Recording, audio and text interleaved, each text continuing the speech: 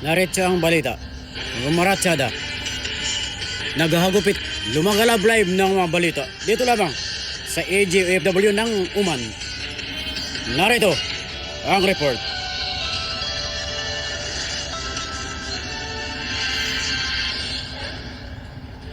Nawawalang anak ng babaeng pulis na natagpo ang patay sa Pulilan, Bulacan. Mangkay na ring nakita sa Tarlac. Mga rider na nag-ala Superman sa Commonwealth Avenue nakilala na. Sermon ang inabot sa LTO.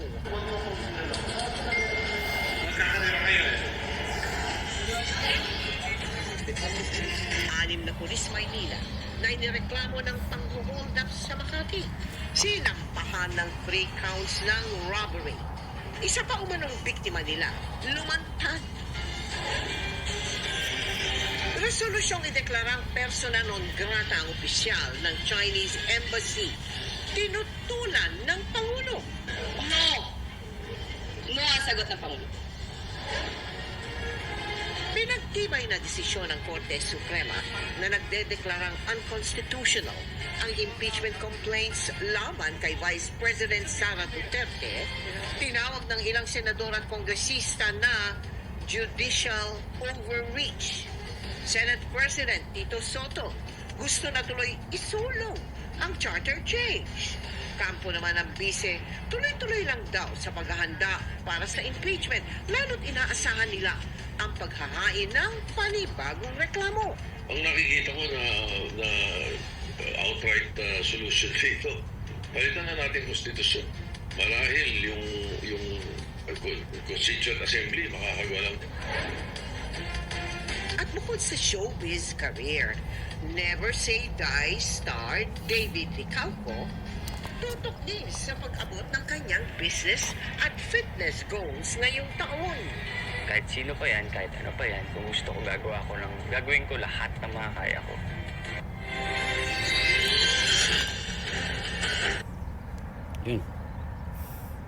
Yun ang mga headline, ha? Narinig nyo? Balitang humahagupit. Balitang rumaratsada. Balita dito lamang sa TikTok live kasama si OFW Pinoy ng Uman, ha? Huwag kayo makulit. Yan ang rumaratsada. Humahagupit na balita.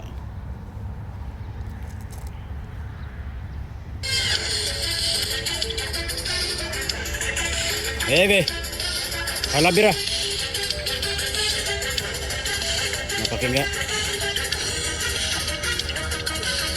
Napakinggan yung rumaratsadang balita. Humahagupit na balita. Nagmamadaling balita. Lumalagab live na balita sa Pilipinas kasama si EJ OFW Pinoy ng Uman.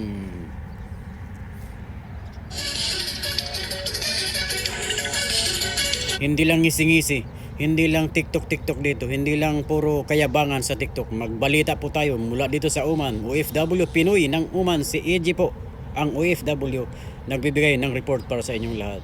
Maraming salamat, hanggang sa bukas.